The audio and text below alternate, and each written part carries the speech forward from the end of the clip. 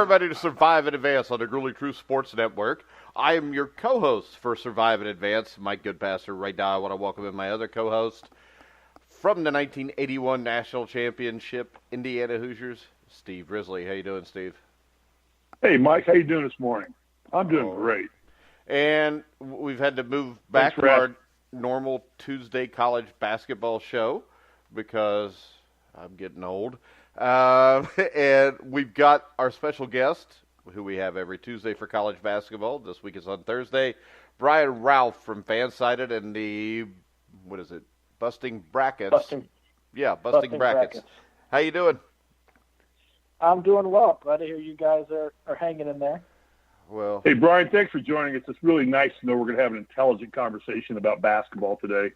Yeah, I really enjoy you. It's hard for me to have an intelligent conversation. Yeah, I know it is hard for you to have an intelligent conversation. Mr. Football. Because of who I'm talking to. Well, you're the one that really has no out clue. There on because, Facebook, wait a second. Your son's making All-American status. That's all I see on Facebook now is, my sons are All-Americans. Yeah. Okay, Mike, we get it. Your kids are great. What happened to you? It's because of this. My seed just pumps out All-Americans, and that's it. I piss greatness. What have your dogs eaten lately? Can you start off the show with a good dog story? A good dog story? Well, my dog, this would have been 2 nights ago, we got something called laundry whiteout. And you soak your clothes in it because my son's, I don't know why, he's got a Wisconsin sweatshirt that's white, but he does, and it had turned pink, and my wife's soaping it in it. And my lab comes in and starts drinking out of it. Now, laundry detergent is very toxic. It's not actually laundry detergent, so we're all freaked out about that because, of course, my dog is my best friend because people don't like me. And I was worried that, I would lose my best friend and then I'd have nobody to talk to except for you at noon every day. And the thought of that scared the hell out of me. Ouch. But, I call Animal Poison Control. And they want like $65 to even discuss with me what could possibly be wrong. So I gave him some water, figured I'd dilute it. He puked all over the place. To make a long story short, he's all right. There's your story. And I just tweeted each of you a picture of my 2 beautiful Australian Shepherds laying here at my feet, being gentlemen, as I do the radio show. Now, as soon as somebody knocks on the door, they're going to go apeshit bananas, but that's okay. Well, let's get on to college basketball. All right, Brian, do you have any dogs? I do. I have one little 12-pound dog. Wait a second. He's got a little dog. That doesn't even qualify, does it? I have a little dog, too. My little blind miniature schnauzer rescue dog is sitting right here at my feet because he doesn't know where else to go. The poor thing got cataracts, and he's 14 years old. They won't try and fix his cataracts. It's $3,500 is another reason why we're not going to try and fix his cataracts, sadly. But, hey, Brian, are you out of the snow yet there in Raleigh, Durham, wherever you're from? Yeah, we got God's country? There's still a little bit hanging around, but it's pretty much all gone. It's still really cold, colder than normal, but we're no longer snowed in, so that's good. All right, there's 2 things that are there's 2 things that are hilarious to me. One, I'll finish it up. Watching idiots in North Carolina try and drive in the snow and watching idiots in California try and drive in the rain. Mike, we're from Indiana. We get that. We do that all the time. We understand that. You get out here in California, it rains, a dusting of rain gets on the road. These people are like, think they're on ice.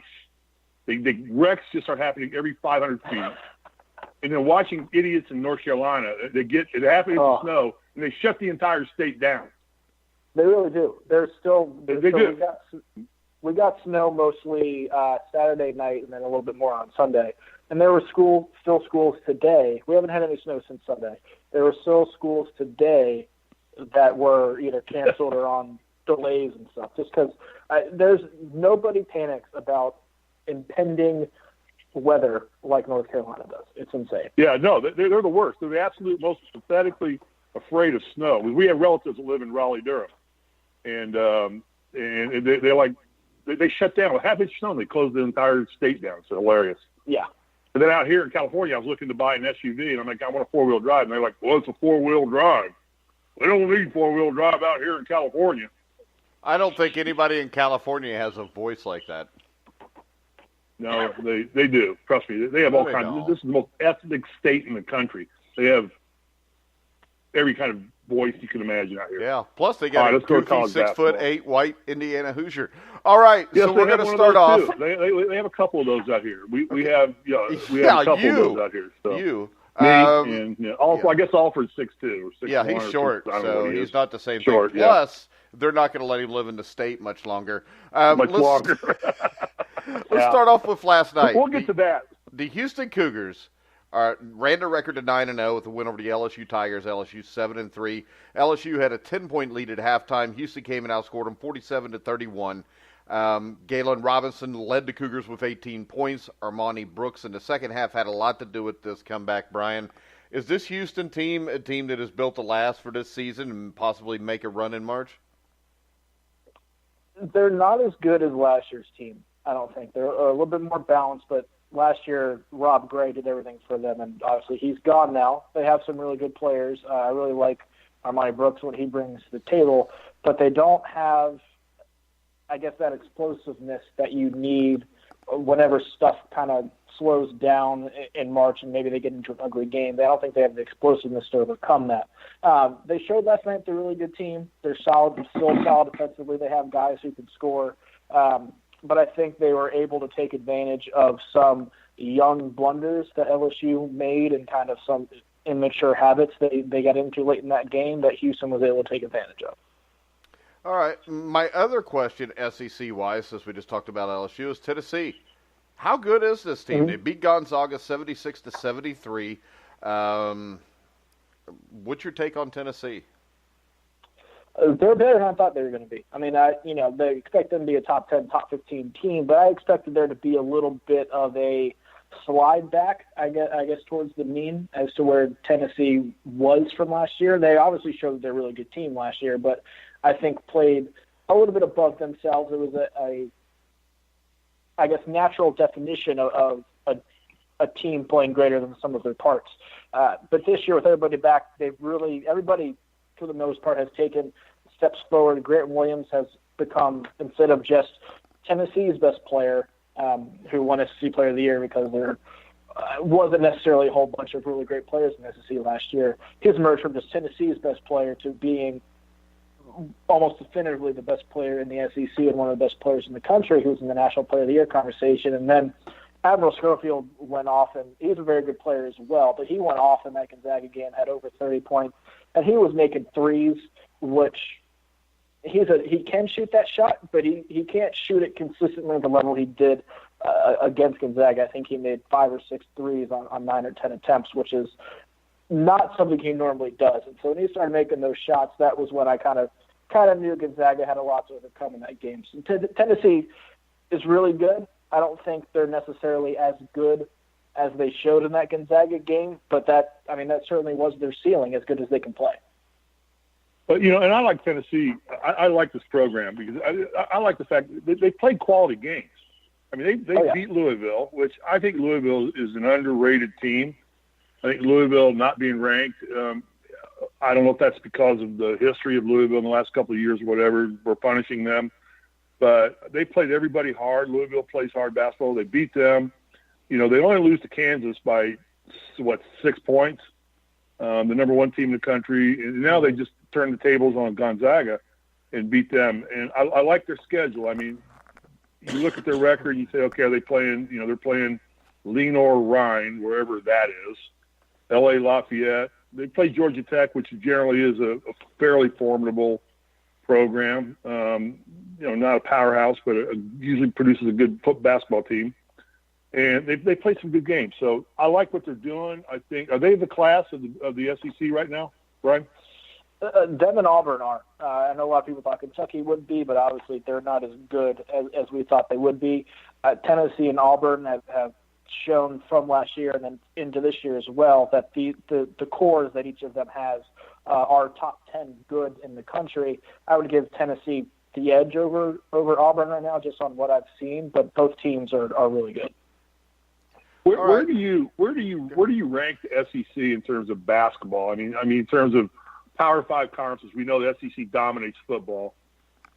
Is the SEC a formidable basketball conference as well, or are they just kind of living off their football reputation and getting a lot of play for the SEC basketball teams because their football programs are so well defined. No, they've become a much more formidable basketball conference really over the last couple of years, and that wasn't the case a decade ago. Former Commissioner Mike Slive kind of made it a point in the SEC to encourage schools to really invest in their basketball programs. That's when we saw a lot of the big coaching hires happen in the conference, like Frank Martin in my alma mater, South Carolina. We saw Bruce Pearl go down to Auburn, Rick Barnes in Tennessee. Obviously, Kentucky's been doing that with John Calipari. Alabama went and got Avery Johnson. Mississippi State went and got Ben Allen. So there was a real effort there to hire some good coaches and put more resources into the conference. And we've seen that in the last couple of years. They got, I believe, 8 teams in the NCAA tournament last year. And if I remember correctly, none of them were really a question. Like, it was a pretty good, a solid 8 teams in the tournament field. And this year was supposed to be another good year for them. I think it hasn't been as good as many people thought. I think Kentucky obviously is worse than people thought.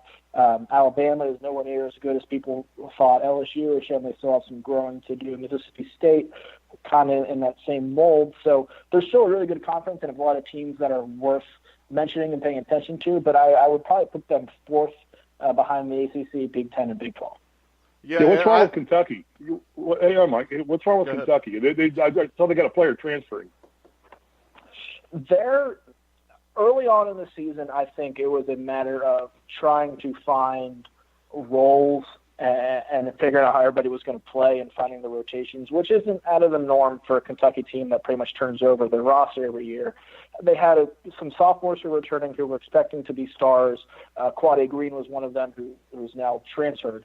Left the program and is looking to transfer. And all the freshmen who are coming in, and then you brought in Reed Travis from Stanford, who was a grad transfer, 2-time All-Pac-12 player who you knew was going to get some of those minutes. So early on, I think it was finding a balance between them. But now it's just some issues. They're inconsistent. They're long and athletic, but have not been playing defense on the perimeter as well as you would expect them to. They struggle shooting the ball and stretching teams from 3. So there are some weaknesses that have been exploited there, and I think a lot of it, too, some of the players may not simply be as good or as skilled as we thought they would be or as they were hyped up to be. All right, another conference that I think has dropped off since last year is the Big East. What's your take on the Big East, and especially Villanova, who lost to Penn 78-75 the other night? That doesn't concern me a whole lot because I think Penn is a solid team. It was, I think, at Penn. It's a close game. But what's your take on Villanova, and where does the Big East stand right now? The Big East has a couple of good teams, but does not have any great teams. St. John's is still undefeated, but they haven't looked great this year. Shamori Pons has had to save them down the stretch a couple times, and he's one of the best players in the country who is going to get talked about a lot as we get into January and February, but hasn't really been to this point in the season. They're really good. Creighton's going to be really good at home. They'll challenge for a tournament bid. Butler is going to be Butler and do the same thing. Georgetown's better than people expected them to be, but they're still a year away. So Villanova hasn't played well, but there's still no one in the conference who you look at and say, well, that team is the obvious team to knock off Villanova. I think Marquette is probably your best choice there. But Marquette has shown some flaws early in the season as well. The problem with Villanova and why they're not playing up to their expectations, they lost a lot of people from last year. They did not expect to lose Amari Spellman and Dante DiVincenzo. So they were at a little personnel loss, which is hurting them. I think it hurt their ceiling for this year. But the bigger problem is that they're not doing well the things that we're used to seeing the Villanova team do well. They're not shooting threes well. I think they're about 170 or 169th in the country in three-point percentage. They're shooting about 34-35% from 3 as a team, yet they're shooting them at the highest rate that they've ever shot them. I did an article last night that'll be up later this week. I think they're shooting about 53% of all of their shots from inside the arc, outside the arc, and from the free throw line.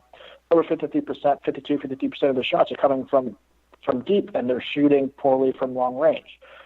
That's a problem. And then in these losses, they've had problems turning the ball over. I believe the turnover rate is roughly in that range as well, 170 in the country in turnover rate. It's about a little bit less than 1 of every 5 possessions for them ends in a turnover.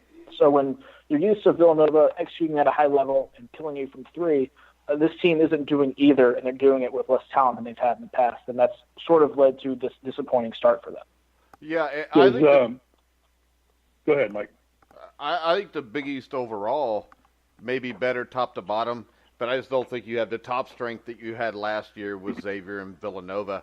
Yeah. Steve, you want to talk a little bit about the Pac-12 and your favorite team, UCLA? No, well, before I do that, I wanted to ask: does Jay Wright get out of there now? Is it time for Jay Wright to say, I may seen the heyday of Villanova, and we're getting back to normal and being a solid basketball program, no doubt, but maybe you can't, build that thing back up to where it was in the last couple of years. Does Jay Wright start looking for something else at this point in time, capitalizing while he can? I don't know if I'll say this: if Jay Wright is going to leave Villanova, it'll probably happen this year or maybe next year if next year's not up to par or up to the high expectation they've created for themselves as well. If he were to leave, I think it would be after this year or after next season if it's another sort of year like this has gone so far.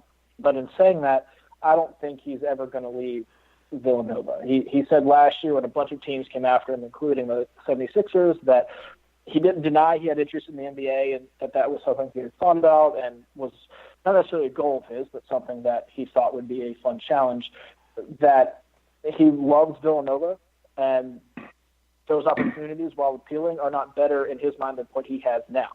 And so I think he's going to be one of those guys, one of the rare guys who ends up being a lifer at a school, the kind of guys we haven't really seen in the modern era. I think he'll end up being one of those guys and stays at Villanova. But at the same time, if he were to leave, I think we would see him do it this year or next. Yeah, and going to a guy like that, who I know Mike and I both agree, I know Mike really feels this way, and I do too, that Jay Wright's probably one of the 2 or 3 best coaches in college basketball right now. Mm-hmm. I mean, hands down. Oh, yeah. And I would hope he would not go to the NBA because you go from being a coach to a babysitter, basically. You start babysitting millionaires, and in the NBA, there are very few great coaches in the NBA. Most of them are, great babysitters. And that's why most NBA teams win. So I hope you're right, and I hope he stays there because I think he's got a vaunted program, and he can get it rebuilt to where it was a couple of years ago. So the Pac-12 out here, Mike, it's really funny. They don't talk much about the Pac-12 out here in Los Angeles. They don't seem to really –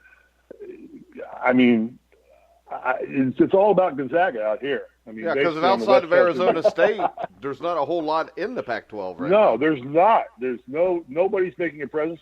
Brian, what's wrong with the Pac-12? Well, the entire conference outside of Arizona State has been a major, major disappointment. And then maybe Colorado. Colorado was 8-1, but hasn't played anybody. It seems like Oregon have lost to some really bad teams. Teams like USC, we thought were going to be good, and they haven't done anything yet to prove that they are a good team. I was looking the other night at USC for another article I was writing for Busting Brackets. They haven't beaten a team that's ranked in the top 200 in Ken Palm's rankings, which doesn't obviously show that they're capable of beating anybody remotely good. Obviously, I think they are. They're talented enough to, but they haven't shown that. Arizona lost at Alabama, and Alabama's a talented team, but not a good team. They've lost to teams like Georgia State. Washington obviously had their hiccups early on in the season. So all of the teams that are talented and we thought were going to be good haven't been and have not proven that, have actually probably proven otherwise that they're not as good as we thought they were. So I think on the West Coast, Gonzaga and Nevada are legit top teams, who both of whom could be number 1 seeds in the tournament. But with the Pac-12, I think you're looking another year where maybe only 3 or 4 teams get in. Let's talk about UCLA. I mean, it's the vaunted program in the Pac-12. Obviously, it's one of the most vaunted programs in. Why am I using the word vaunted so much today? I don't know. That's kind of gotten a hot word for me all of a sudden. I get on these bandwagons. Like it's a word in my mouth. I can't get it out. Usually it's a 4-letter one that my wife says I shouldn't use in church very often, but that's okay. What's the deal with UCLA? Is Alford gone? I mean, is he done? I mean, can he coach here, or can he coach anywhere? I mean, he's my friend. I mean, I talk to him, text with him, not routinely, but occasionally. Right. He's a good guy. I mean, he's a Hoosier, but has he had not the success here that he should have brought back UCLA back to some glory? Overall, no. I mean, outside of the Lonzo Ball year, no. And a lot of people were even wondering at that time, because he was almost fired the year before when they had a losing record, if that season's success was more about Lonzo Ball and TJ Leaf and that class they had in there than anything else that was doing. And I mean, he's always been a great recruiter and is still recruiting at a high level, and they have more top guys coming in next year. But his teams have always, outside of really that Lonzo Ball year, underachieved to an extent. And that's true going further back in his coaching career. New Mexico always seemed to fall short of where they were supposed to go when he was there before he went to UCLA. Iowa, same way. So, he's like, I think he's an okay coach, and he's obviously his recruiting helps him in that regard. But if you're going to be held to the standard of UCLA, I don't think he has met that standard, and I don't think he's proven that he can meet that standard. Yeah, how long do they stay with him? I think we'll know at the end of this year his fate, because it's not going to be something where it's like, well, maybe we'll keep him for another year. I don't see that happening in terms of UCLA season. It's either going to go south, where they finish in the middle of a bad Pac-12 and it's time for them to go, or they finish 1 or 2 in the Pac-12, make the tournament, and you start to see some progress from them. I think it's going to go one of those two ways. It's not going to be another season where it's like, well, maybe they're good if this broke that way or whatever. I think this is kind of coming down to the breaking point for him. It's going to kill me too, because if he leaves here, he can get on any golf course in Los Angeles. I keep hoping he'll one day call me out of the blue and invite me to go play Riviera with him, but it hasn't happened yet. I don't know that it ever will. But I lost Woodson last year. Woodson left the Clippers, and Woodson, was another one who could get you on any golf course in Los Angeles. And now Alford, if he goes, I'm back to playing Porter Ranch, which is the public course 5 miles from my house. Go ahead, Mike. So selfishly, you're hoping they go to far be it from Steve to have to muck around with the regular people on a regular golf course. Yeah. Well, no, you just can't get on these courses. It's not like Indiana. I mean, these courses out here, Riviera, you can't even drive in the gates. I mean, unless it's like you can't get near those places. So it's like you got to have it in with somebody. All right, and UCLA, over their next 3 games, they play Belmont, who has a good record but hadn't really played anybody.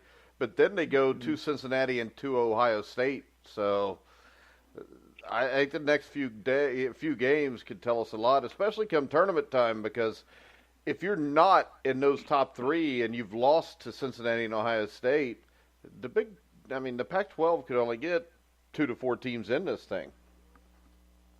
Yeah, I mean, you're not going to be able to rely on picking up wins in the Pac-12 to get you in the tournament. No, because there's not enough quality wins there. And I think you're going to have trouble at UC and at Ohio State, because Cincinnati and Ohio State, I think, are both solid teams, especially Ohio State. Yeah, what Chris Holtman's doing up there and getting more with less and have them playing at a high level consistently without really having any stars. What he has done there in the year and a half he's been there has been probably understated, I would say. I mean, he's done a heck of a coaching job. All right. My question, since we're in the Pac-12 area, and he brought up Gonzaga, was Mark Few and the comments he made about nothing being done this year before the tournament by Mark Emmert with the NCAA. What's your take on that? I mean, because I think the great thing about Mark Few is he's a guy that is content to be where he's at. Oh, yeah.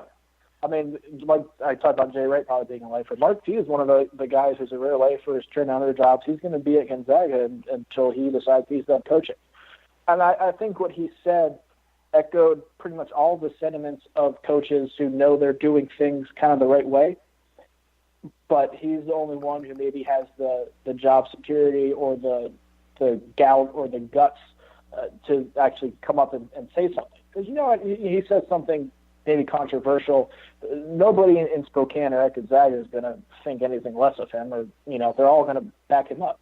Other coaches who maybe are in similar positions in terms of doing things the right way and wanting to see teams who aren't punished maybe aren't in the same position. So I think, especially with him being a pillar of building a program the right way in a mid-major, kind of what he's done there, he has as much respect from everybody in the basketball community as you could possibly have. So I think his words also probably carried more weight than they would if they came from somebody else.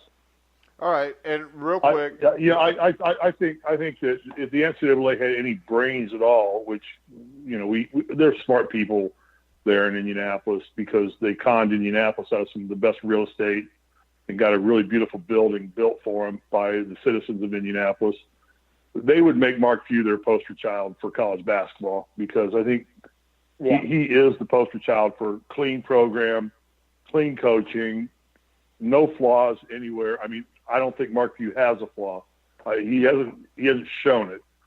And if I was the NCAA, I would be putting Mark Few on pretty much every commercial I ever wanted to do about promoting the NCAA and its values, about being student athletes and things like that. But again, they don't seem to follow they never take my advice. I don't know why.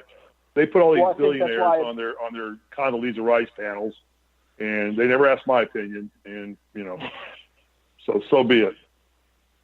Well, I think that's one of the reasons too why those comments got so much attention, is because it came from Mark Few. Merrill Lynch, when he speaks, people listen. Yeah. Exactly. Yeah. Mike? What? Go. Ask the question. Go where? God, let me dominate this thing. My question is Quade Green. Where's he going to end up? I mean, he's transferring from UK. It was announced yesterday. Where do you think he goes? It'll be interesting to see. I know Syracuse was second in his high school recruitment before he ended up picking Kentucky. So I think they're a school to watch, although I don't know how interested they are in him. His lead recruiter for Syracuse was Mike Hopkins, who's now at Washington, and Washington could certainly use someone like that. So I would keep an eye on Washington. And also, I think this is kind of interesting. I haven't heard anything like this, but just from my personal opinion, I would keep an eye on Villanova as well. Quade Green is from Philly. Villanova was in the mix for him coming out of high school as well, although not. It wasn't down to them. They were behind Syracuse and Kentucky, but they were still in the mix. Philly kid, and they have a need for experienced athletic guards. I think we've seen that this year, is that they're not quite at that backcourt level of play that we've come to expect from them, and I think Green would be one of those guys. Plus, if Javon Quinterly ends up transferring, as he kind of hinted to on Instagram after that Penn game, they're going to be really lacking depth and athleticism and sort of a future at point guard. And so I think that's a place you could plug Green in pretty quickly. I think his style of play with his athleticism and ability to get into the lane and play defense really fits into what Villanova wants to do. So I would keep an eye on Villanova and Washington, potentially Syracuse as well. Brian, since you and I are basketball geniuses and we drag Mike along, has there ever been a player really that's transferred and gone on to become a rock star in another program? Or, I mean, doesn't this transfer thing kind of just really take it out of you a little bit? I mean, off the top of my head, I can't think of anybody that's made a transfer from a program like Kentucky to try and go somewhere else. They're disgruntled because they're leaving a program. They're leaving, Kentucky's a vaunted program. Let me use that word one more time, a vaunted program. and they're going to go to a lesser program. They're not going to go to a program that's as good as Kentucky. Has there ever been a player that's made this has worked out in his best interest, really? Because, I mean, I've seen a lot of guys transfer from Indiana that never materialized into a superstar after they left, like Ricky Callaway. I know it was his birthday the other day, and he left Indiana to go to Kansas for a year, and, then he vanished. Has there ever been a player that's made a successful transfer like this? Steve. Pardon? He didn't vanish. He graduated. He only had 1 year he could play. He graduated, okay, but where is he in the NBA laurels of? Didn't he win a national championship at Kansas too? I don't know if it was on that team or not. I don't know. But has there been a player where these transfers work out in their favor? Off the top of your head, you could think of. I'm trying to rack my brain. I am too. I don't believe so to the level that you're thinking of, with the exception of maybe Larry Bird, who left Indiana for Indiana State. Although there was but he left Indiana for a garbage truck, and a year and a half later, Bill King went and found him off the garbage truck and said, "Come here." I don't think he left to go somewhere else. He left to go back to French Lick to drink beer and pick up trash. Right. And thank God Bill King came into his life. That's a different story.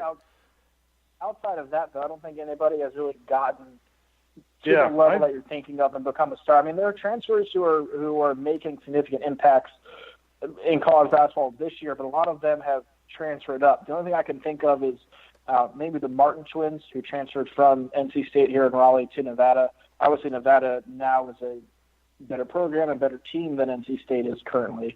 But going from a high major to a low major and becoming, in Caleb's case, a National Player of the Year candidate. He's got an NBA future, but is not going to be a star in any sense of the word. Brandon Clark's making a big impact at Gonzaga, transferred from San Jose State, I believe. But again, that's a transfer up, which is, become commonplace for better mid-major players. So I'm trying to think, not any to the level that you're thinking. I couldn't either. I couldn't think of a player that's made that move. Mike, can you recall it? You write about everything. Do you know of a player ever that's really left a team like a Kentucky and gone somewhere else and really made a name for themselves and bettered their environment where they were? I don't know if it matters because I don't know anything. So since I don't know anything, I figured get off I probably crap. Okay, don't get your feelings hurt. You say that to me all the time. There is one that I came to mind. It was Semi Ojeleye, who started his career at Duke, didn't feel like he was promised or being delivered the things that he was promised during his recruitment. Really came off the bench for a year and a half at Duke. Transferred to SMU, was there at SMU for a couple of years, but I think had one big year and played well. Was not a Player of the Year candidate, but an American Player of the Year candidate. Ended up getting drafted late in the first, early second round by the Celtics and is in the Celtics rotation. So he's somebody who I think recently who bettered his, standing and career by transferring down from a blue blood program like that. But to your point, it almost never happens.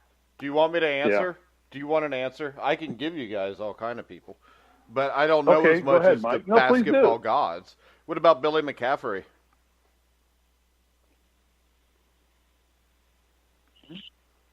Anybody ever heard of Billy McCaffrey? I know Billy McCaffrey, yeah. He's a coach. Okay, he scored 16 points in a national championship game, I think in 91 when they lost to Duke, the Duke team that upset UNLV. Then he went on to Vanderbilt for 2 or 3 years and led them to the Sweet 16. I think he had success. Well, it's measurable success. Okay, it's measurable. What do you mean measurable? He took him to the Sweet 16. You see, I don't think making the Sweet 16. I hear all this time these guys talk about. Oh, here we go. Look, this player was Steve Risley has a ring. No. Let me finish. Everybody puts this plateau on Sweet 16 like that's a godlike plateau. Okay, so unless you win a national championship, you can't be a winning success. A national championship. Okay, that means you got to the third rung. That doesn't mean you're not in rarefied air at Sweet 16. Dude. I would say this. A measuring stick taking Vanderbilt to the Sweet 16 is greater than taking Kansas to the national championship game and losing. Yeah, and they had a Purdue coach when that happened, didn't they? Wasn't Stallings their coach then? Where? At Vanderbilt? Vandy. Yeah. I don't even remember. How about Cliff Rozier? He left North Carolina. You don't remember him? He was the first-team All-American. He averaged 18 points a game. I'm thinking of Mike Rozier. Where do I know Mike Rozier from? Wasn't he a football player? So, do you know anything about basketball, Steve? Cliff Rozier was an All-American. Not about people that make the Sweet 16. I don't get involved until you get to the Elite Eight. Then I start worrying about it. How about Bo Kimball? Bo Kimball, yeah. The Marquette guy. That's a good one. No, not the Marquette guy. Jesus. Bo Kimball. Wasn't Bo Kimball at Marquette? Loyola Marymount is where he ended up. Oh, okay. Who's the Marquette guy, Bo, that played at Marquette? I think the one you guys are missing the most, and I can't believe Steve misses it, is Kyle Macy. Yeah, Purdue to Kentucky. Yeah, and he won a national championship, Steve. Okay, right, Mike. I was not trying to knock it down. I was asking a question. Okay, there are some players who have stepped up, but hold on. You look at all the players that transfer every year, and you wanted some guys. For example, giving you guys of guys that made it out of the 500. You said that you couldn't remember any. What about Hank Gathers? Hank Gathers doesn't count. He went from USC to Loyola Marymount and scored 2,500 points in 3 seasons. Yeah. He didn't get a chance to win a national championship because he died, so you may hold that against him. But, I mean, I think Kyle Macy, Hank Gathers, Bo Kimball are all 3 high-profile players. Okay, right. So you named 3 players. Thank you. You answered the question, Mike, that you are above idiot status. All right. You're the one that ripped me. I can't believe you didn't remember Kyle Macy since that's about your same time. I look at people with, you make a transfer, you're making the transfer because you, wanted to read. You can't succeed in the environment you're in, which I'm saying, suck it up. Okay, don't be a puss. Suck it up and go play and earn your position where you are. You leave a Kentucky program and you're not going to go anywhere that's a better program that treats you better, that gives you more opportunity than Kentucky does. If he goes to Villanova, he could. Quitting. If he goes to Villanova, he could win an international championship. When you leave Kentucky, you are quitting. Really? No matter what the reason is, huh?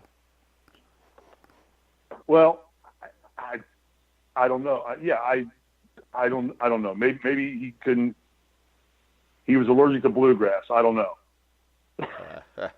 Something like that. So there's a reason why. So whatever it is, but I think when you drop out of a program like Kentucky, you come there as a talented player, a highly recruited player, and all of a sudden people come in under you and play better than you. I just think it just shows signs of failure.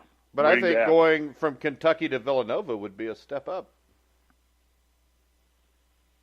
Well, I think that'd be possibly in coaching it is. I'm sure in coaching it is. I would buy that aspect entirely. Well, Villanova won the national championship this last year, and that's all that matters to you. Plus, they played in the national championship game. No, so I agree. 2 national championship games in 3 years, I think, is a step up from a Kentucky team that continually fails in the Sweet 16 or second round every year. Yeah, okay. It's a good point, Mike. Okay, it's good discussion. Thank you. All right. Bravo. Let's move on. All right. Brian? You want to talk about the games coming up this week? There's some good games this weekend. I want to ask. I got another conference I want to talk about because we were getting all this hoopla and heralding and of the vaunted. I'm going to use vaunted one more time. Big Ten, 9 You know to what? 10 We've teams done like out of the Big 300 Ten. shows, Steve, and you've never used that word ever. I know. I saw it on the Heisman Trophy Award. They were talking about Eddie George or something being a vaunted running back. Did you watch that whole thing? Because that was god-awful boring. That was awful. It was horrendous. It always is. It always is. An hour show. They had a Russian guy. They have a Russian guy being the trustee and keeper of the American Heisman. What the? It's like, that's not bought. You don't think the Russians are meddling in our elections? He couldn't pronounce anybody's name either. Trophy awards. He couldn't pronounce anybody's name either. He couldn't. No, he couldn't. I couldn't pronounce his name. They got a Russian guy up there at the New York Athletic Club talking about. It's like, we don't think the Russians are messing in our elections, but they're going to announce our Heisman Trophy winner. Give me a break. What has ESPN done to the world? What the hell has ESPN done to ruin the world? I think ESPN is owned by Russia. They say it's ABC, which is Disney. I think Russia owns Disney.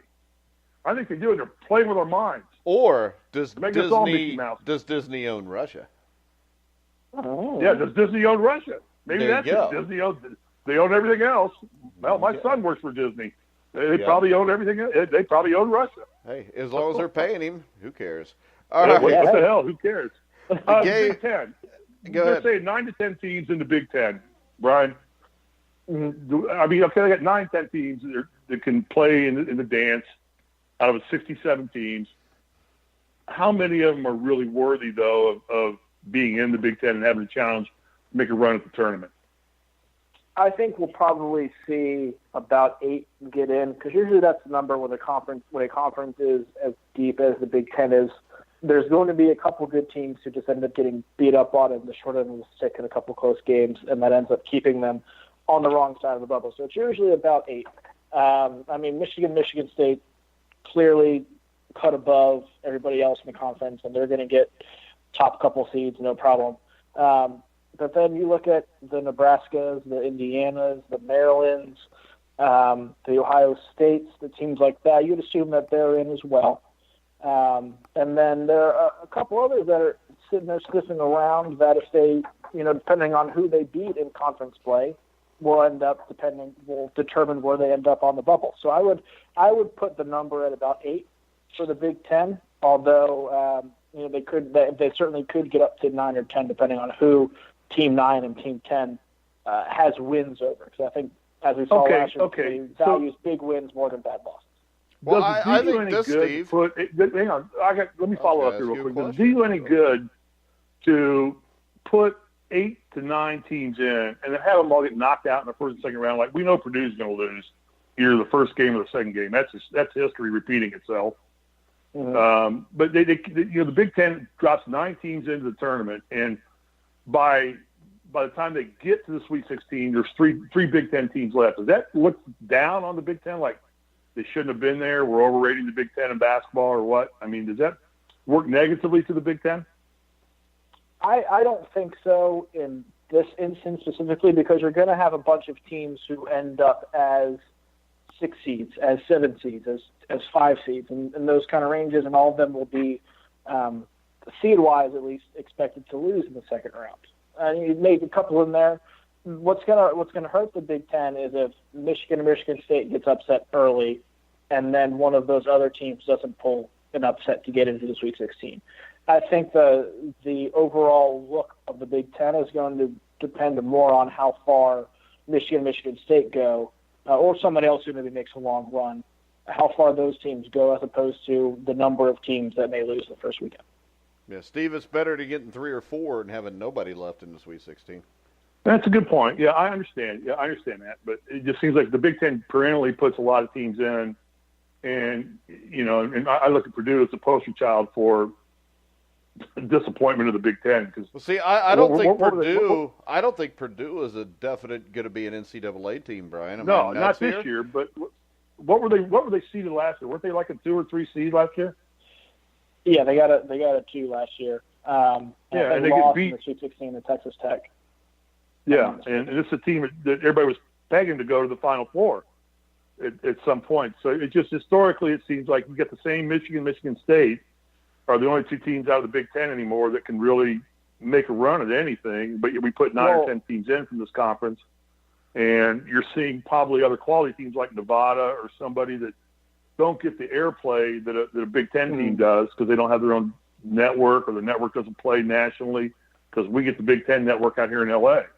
And, I watch every Big Ten game, and they don't get the reputation, or they're not one of those Power 5 conferences.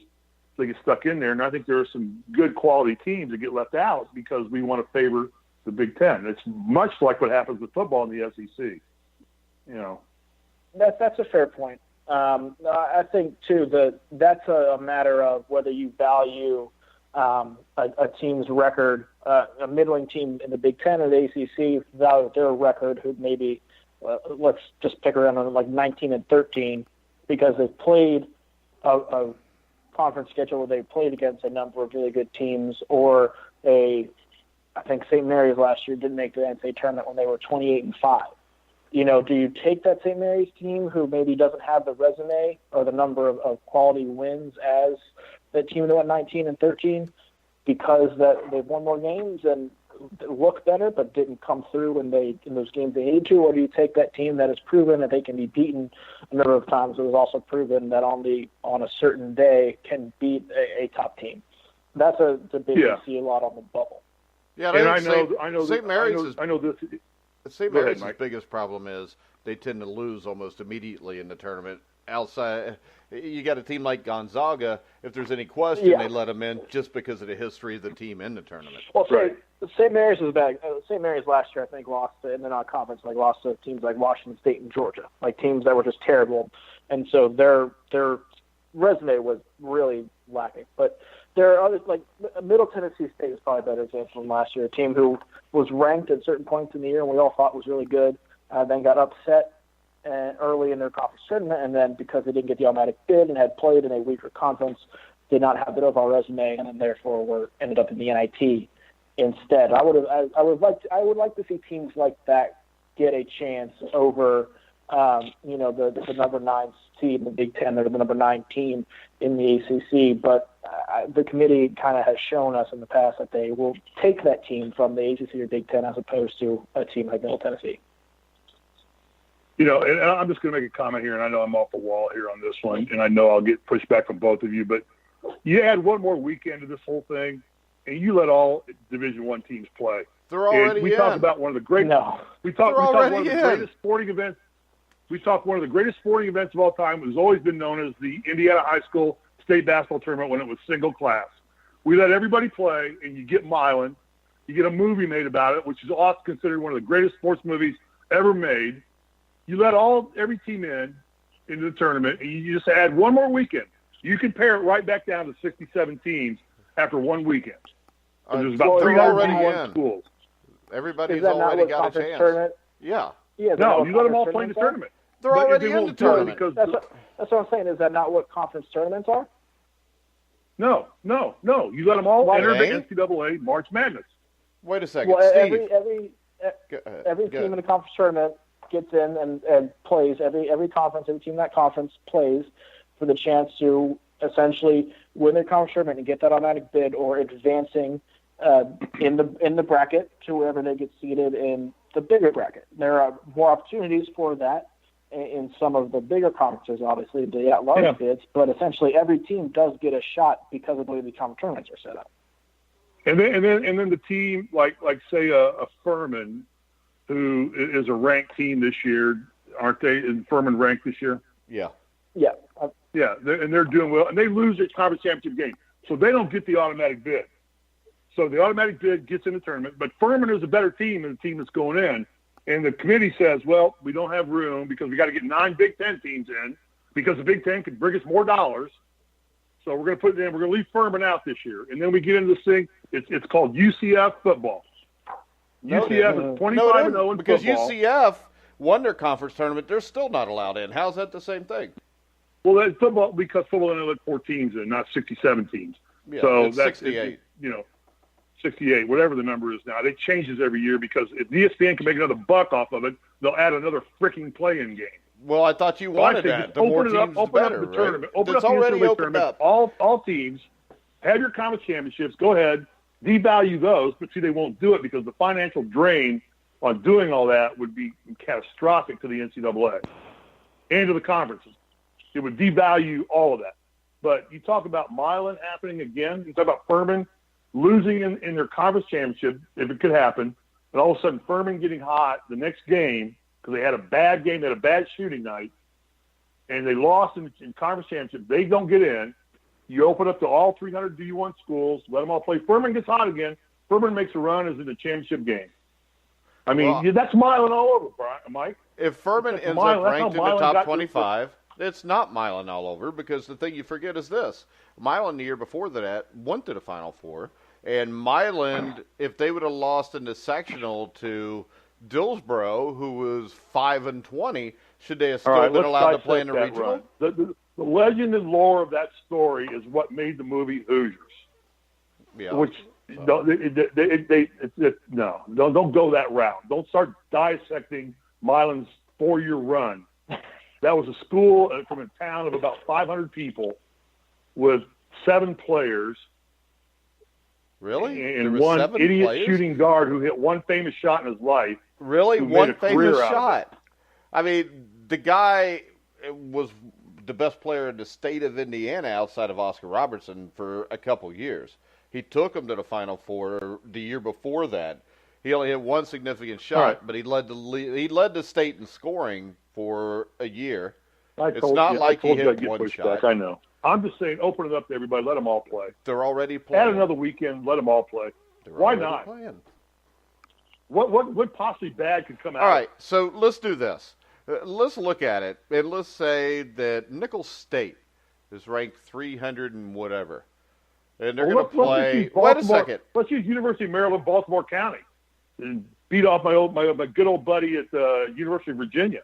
Let's just go there. Oh, the leading scorer in Lawrence Central history who broke your records, Kyle. Yeah, yeah. Guy. Yeah, use that. They were in the tournament.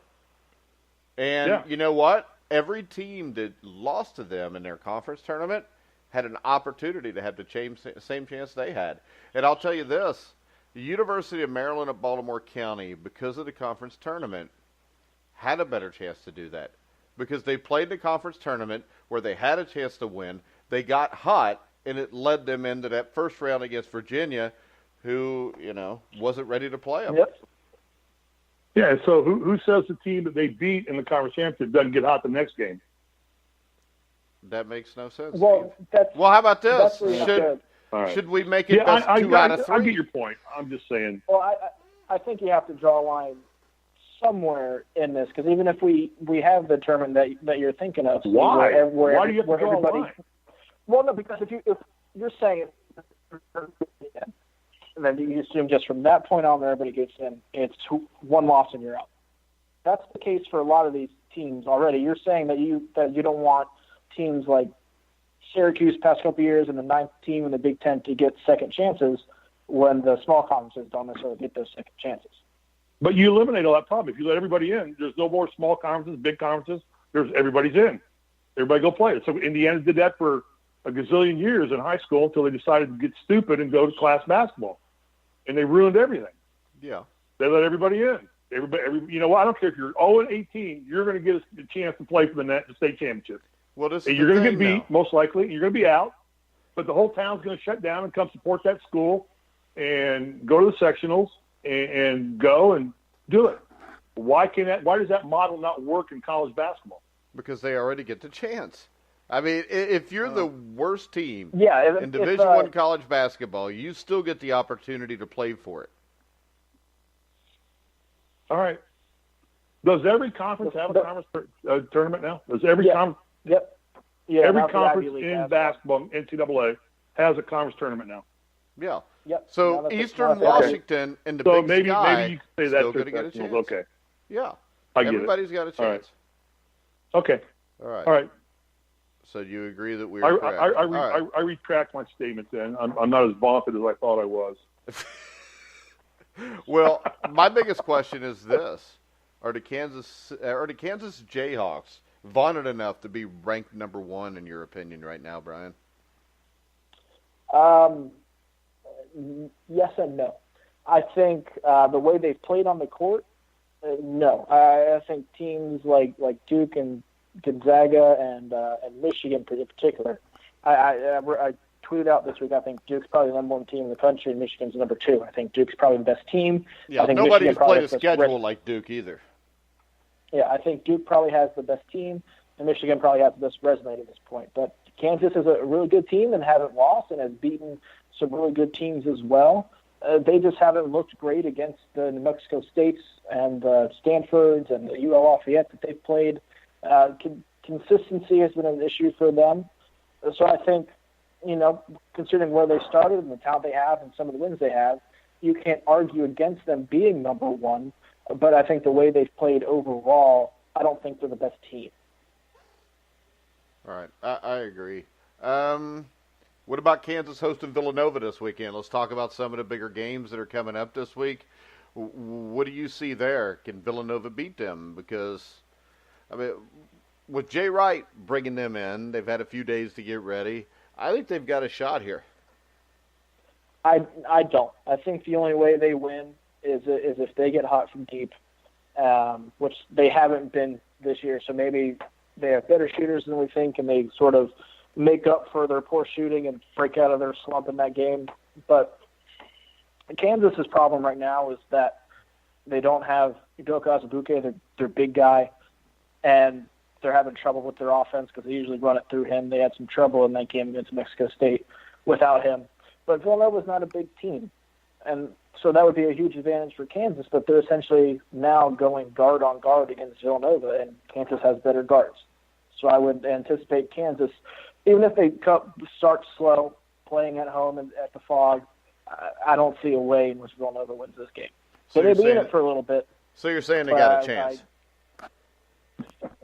Everybody has a chance. Okay. But I don't think they have a good one. It's the only thing I said. Steve, I know there's a game near and dear to you heart, or you want Brian's opinion on. Well, I mean, I don't know. I mean, I don't really care. I mean, Butler, Indiana, what do you think? I mean, I think you're looking at a team that's very methodical in the way they go about business. They're very unravelable, if that's a word. Probably not. I probably concocted that one up too. Against a high-flying team right now that's playing a lot of helter-skelter basketball. What do you think, Butler, Indiana? Is that a marquee game this weekend or not? Even I don't even know if it even is. I think Butler's so. not ranked. Indiana's barely in the top 25. Is it even a vaunted? Is it vaunted again? Is it even? God, get that word. It's like you get a song in your head. You get just one damn song in your head in the morning, and it's like it won't get out of your head. I can't get the word vaunted out of my brain. So anyway, is that a relevant game this weekend? Butler, Indiana. Oh yeah. Other than just a good TV matchup. It's very relevant. I think it's a good measuring stick game for both teams. Butler is solid, but kind of it's another year where we don't know exactly who they are. If they're a tournament team, if they're not a tournament team, I don't think they've really proven that one way or another yet. They've looked good this year, but don't have anything that says they're a really good team. Beating a vaunted program like Indiana could change that. But at least show that they're. Now I got you using the word vaunted. There you go. Oh yeah. Well, see, I think Butler is more vaunted than Indiana over the last 20 years. Sure. Yeah, I agree with you entirely. Yeah, but historically, there's few programs that are as vaunted as Indiana is. I'm an influencer. Social media. Are you listening? I am an influencer. You need to be calling me to sell your product because I can get other people to use your brand name. As long as your brand name is vaunted. Vaunted. You know what's interesting about Butler to me is that the farther away they get from Brad Stevens, the more their program shifts back to normalcy. In my opinion, I think that Brad Stevens had an assistant that was absolutely incredible, and I think the coaches, Holtzman, those guys that came in after him, modeled that program and his strategies and things. They stayed with it. But as they keep moving down the line of coaches, you keep seeing Butler get away from Brad Stevens' mentality and coaching style, and I think it's hurting Butler. Is there any truth to that? Do you see that too, Brian? I think so too. I also think, Brad Stevens now is one of, if not the best, X's and O's coach in the NBA. And so having a guy like that's also going to make your team better and get the most out of the talent that he had, and having, a guy like Gordon Hayward certainly didn't hurt things either. But Chris Holtman did a good job keeping him in there. I think Laval Jordan is sort of putting his own stamp on the program, but is still doing well. I think we don't know how well he will have done this year until we kind of get to February. I think this game against Indiana is going to be the first real test of that. But I think you're seeing coaches who Butler's has never really recruited at an elite level, and so it's just a matter of can a coach get the most out of these guys and get them to play a certain way and get the most out of them and recruit to a certain style. Brad Stevens is also excellent at that. Chris Holtman has proven at Butler and now at Ohio State that he's very good at that, but not at the level that Brad Stevens was. And Laval Jordan, I don't think we've seen that he's at the level that Chris Holtman was at. So I don't think it's necessarily anything has changed with Butler outside of coaching. I just think there's sort of, as tends to happen, we have good coaches, they go somewhere else and are having problems finding that same caliber of coach, like any school. Yeah, the mystique's eroding. So is Romeo Langford a legitimate top 5 NBA draft pick this year? After this year? He's projected at number 5 on most everybody's draft board now. He may not be top 5. There's a chance he goes top 5, but I personally think he's going to definitely end up going in the top 10, but there's no way in hell he ends up going outside the lottery. He's going to be a high pick no matter what. Yeah, and I think Indiana wins this game. I don't think Butler can deal with Indiana. I think this is a good Indiana basketball team. I think it's actually underrated. I look at the rankings, and they're tied for 25th with about 5 other teams. I think this is an underrated Indiana basketball team. I think Miller's doing a good job there. I think he's got some defensive issues he's got to work out, but he's working them out. And I think come tournament time, Indiana's going to be a very dangerous team to play. You know, they're getting healthy. Deron Davis is coming back. I know they got one kid still in protocol, concussion protocols, another big kid they're hurting. They've got a good outside big perimeter shooter. Their guard play, I think their perimeter play at the guard with Finney, Devontae Green, and Romeo, it may be the best threesome of quick, fast, penetrating point guards in the country. I'm a little biased. I get that. But I think those three are very difficult to guard, and they really cover up a lot from the weak post defense that Indiana's playing right now. But I think they'll overcome that because I think Miller is a very good defensive coach. Yeah, they're no disagreement. Wow. See, Mike, I'm a genius. You talk so long that we just kind of tuned you out. Oh, you all fell asleep on me. Okay. Yeah. The biggest problem for them and those three guards is the fact that they're young and inconsistency that comes with that. Right. I agree. By the end of the year, I think they're going to be really, really good and a really tough out for anybody in the tournament. I think we've seen this year, and I don't know how long we'll continue to see that inconsistency. And I think we'll kind of get our first look, because I think we are now at the point where we know what to expect from them, or kind of on a general level. We know the level they can play at. We've seen some of that inconsistency already, but are now at the point where, okay, you know what you're doing, you know what we should be doing, we know what we should be able to expect from you. I think this is the first real game against a team they should be, a good team, but still a team that they should beat, where they need to go out and prove that on a bigger stage. And so I think we'll learn a lot about them in this game. All right. Okay, so let me ask you another question. I'm going to ask this question again. I think I've asked this to you a couple weeks ago. You still believe Duke's not cheating? At this point, I don't know if any top school is not cheating. That's just kind of the way it is. I think it's naive to think otherwise. There's a chance, but it's naive to think otherwise. Although I will say for one of them guys and guys who know that they're going pro and that the money is coming, it's easier for Duke to recruit those guys because they've created such a path to be a top draft pick and be a really good player in the NBA in that 1 year, to where if you're the kind of guy who says, I can wait on my money, I'm just going to go here, play with some really good players and play for one of the best coaches in the country who will get me ready for the NBA, this is where I'm going to go. I think Duke probably could do that with players who don't want to get money better than anybody, but at the same time, it's naive to think that some of these top teams and programs aren't going on the fringes a little bit, let's say. All right. Are there any other games that stand out to you this weekend, Brian? I'm really looking forward to Gonzaga and UNC this weekend in Chapel Hill. It's a true road game for Gonzaga. It's not one of these neutral site games. It's a true road game in Chapel Hill. UNC has obviously had some problems this year. They've lost 2 of the last 4 games, lost to Texas, got blown out by Michigan, which everybody seems to be getting blown out by Michigan, so maybe that's not a huge, huge surprise. But they're a team that's kind of underachieved at this point, and this is another chance for them at home to sort of right the ship.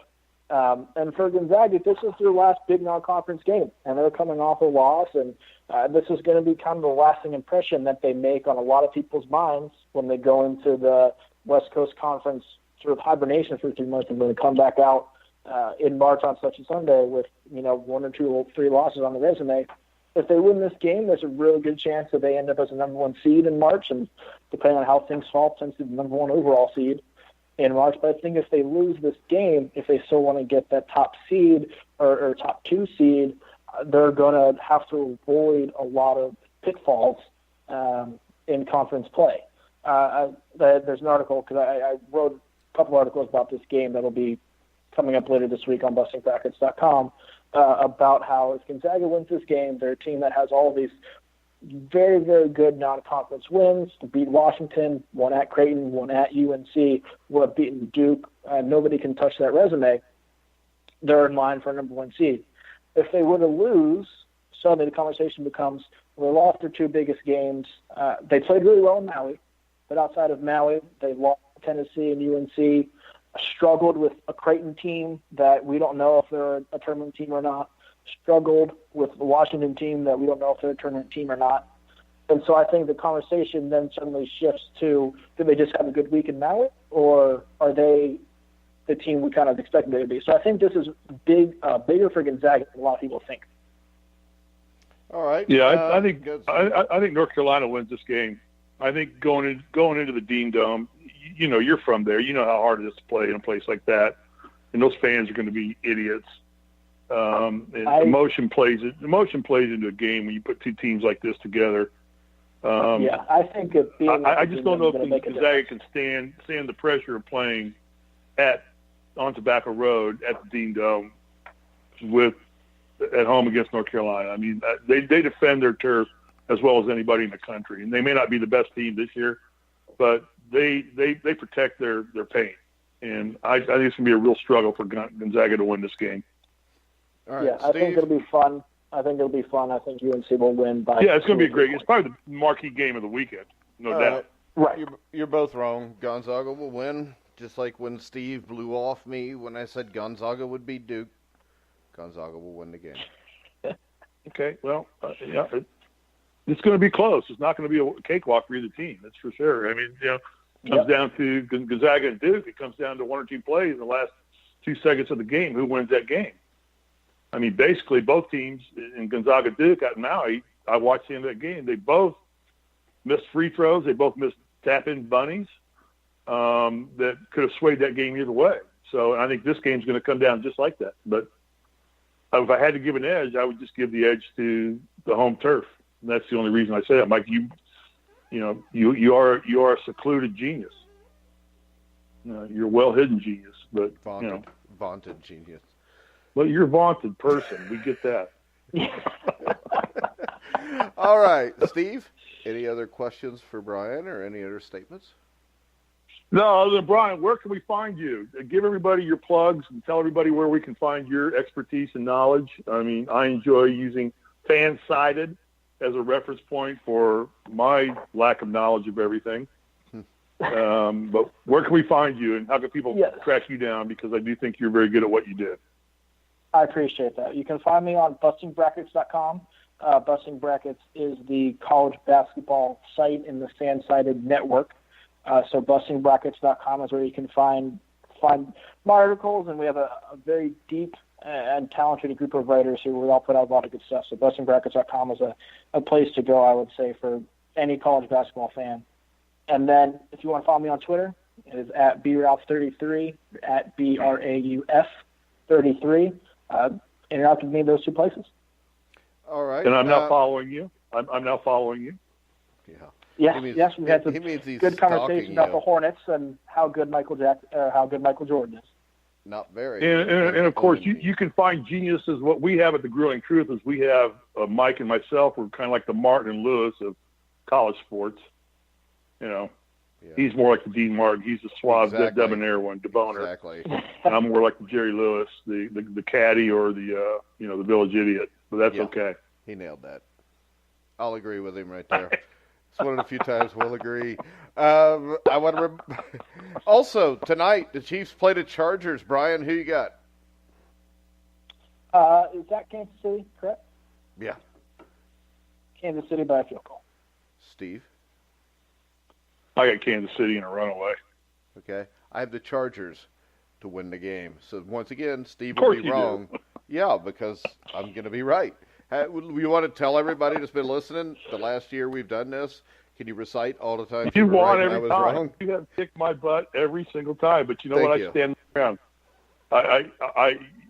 You're a vaunted game picker. Haunted. All right, tomorrow we'll be back with Friday Football Frenzy. We're still working on a guest because the guest I had, Steve, had to pull out the day. He will be there next week, so we'll find somebody. So make sure you join us tomorrow at noon for that. That's got a lot of interpretation to it. He's got enough kids.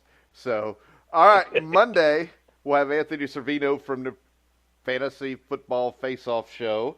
That is to Tuesday. We got Brian again, don't we? Brian, you coming back Tuesday? Brian will be back Tuesday, correct, Brian? You're not tired of Risley's crap yet, are you? Yes. All right, then I will be here next Tuesday. Wednesday, we will have former Kansas City Chief legend Christian Okoye on the show. And then Thursday, we'll have XFL Commissioner Oliver Luck on the show. So make sure you check all of those out so we don't just Mike, have what? Can I plug myself real quick? I was going to go ahead and plug you, but go ahead and plug yourself. No, I'm saying today I'm going to have a one-on-one interview with Todd Jadlow. And Todd Jadlow is a former Indiana basketball player who has been a big proponent of supporting the 30-on-30 series of the last days of Bob Knight. And, of course, I think people know where my position on Bob Knight is. So we're going to try and have an open debate about the film, about Knight and everything like that. And I know Todd well. Todd's a very good man. He's gone through a lot of hardship in his life and recovered and done well.